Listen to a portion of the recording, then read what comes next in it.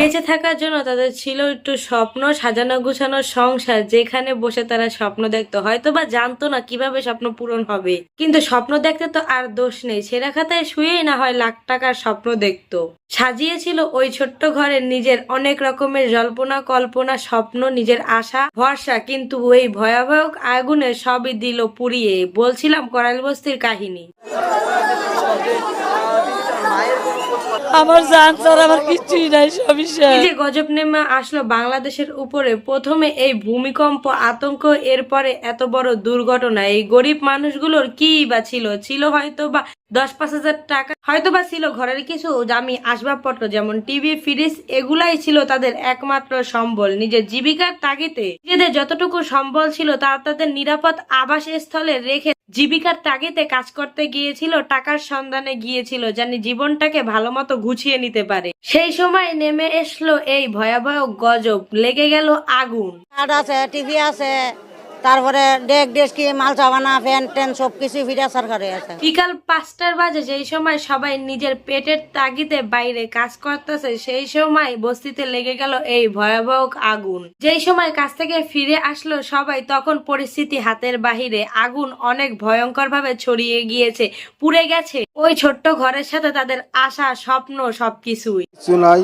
এই যে কিছু বাড়াইতে ছিল তাদেরও কিছু নেই, তারাও দাঁড়াই গেছে সব পাশে। এইরূপ অবস্থায় ওই গরিব মানুষগুলো একেবারেই ভেঙে পড়েছে। কি করবে, কোথায় যাবে, কি বা খাবে, কোথায় তাদের বাচ্চা সন্তান পরিবার নিয়ে আশ্রয় নিবে, এই চিন্তায় জানি মাথায় এক প্রকার আকাশ ভেঙে পড়েছে।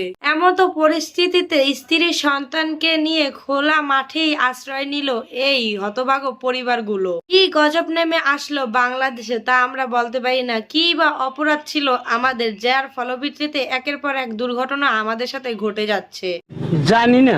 আমরা যারা মধ্যবিত্ত ফ্যামিলি আছে তাদের হয়তো বা এই ঘরের মাল জিনিসগুলো পুড়ে গেলে তো ওরকম কিছুই মনে হবে না, কারণ আমরা মনে করব আমাদের জীবনটা বেঁচে গেছে, এইটাই অনেক। মাল জিনিস আমরা করতে পারবো, কিন্তু এই গরিব মানুষের গুলো এই ঘরের আসবাবপত্রই তাদের কাছে অনেক দামি এবং তাদের সব থেকে স্বপ্নের এবং শখের জিনিস।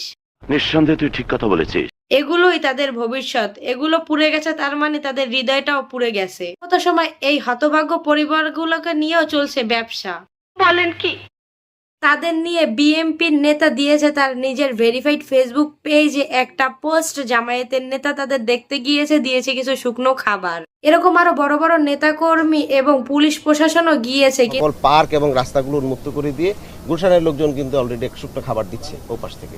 এখানে স্কুলের মাঠে যারা আছেন তাদের খাবারের বন্দোবস্ত। কিন্তু তাতে কি তাদের আসলেই কোনো উপকার হচ্ছে? হ্যাঁ, হয়তো বা উপকার হচ্ছে, এই যা তাদের বেঁচে থাকার জন্য একটু শুকনো খাবার দিয়ে আছে, কিন্তু সরকারের কি উচিত না তাদের জন্য আরো কিছু করার? কি একটা সময় চলে আসলাম, সবাই শুধু নিজের নাম কিনতেই ব্যস্ত। কে কার থেকে বেশি নাম কিনতে পারে, এটা নিয়েই ভাবনা মাথায়।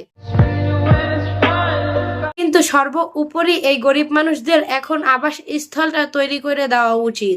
এই কারণে সকলের একজোট হয়ে কাজ করা উচিত। তা না করে সবাই নিজেরা আলাদা আলাদা হয়ে নাম কিনে ব্যস্ত। কেউ হয়তোবা ফেসবুকে স্ট্যাটাস দিয়ে, কেউ হয়তোবা এই গরিব মানুষের আবাসস্থল পুড়ে যাওয়ার পরে তাদের মুখগুলো কিরকম হয়েছে এটা দেখতে যাওয়াই ব্যস্ত। আসল কাজের কাজটা কেউই করতেছে না। কি আর বলবো, হয়তোবা অনেক টাকা পয়সা থাকলে মানবতার ফেরিওয়ালা হয়ে আমিই যেতাম, কিন্তু আল্লাহ তো আমাকে অত টাকা পয়সা দেয়নি। তাই সমাজের উচ্চবিত্তদের দৃষ্টি আকর্ষণ করে বলছি, সবাই জানি এই গরিব অসহায় মানুষদের পাশে এসে দাঁড়ায়।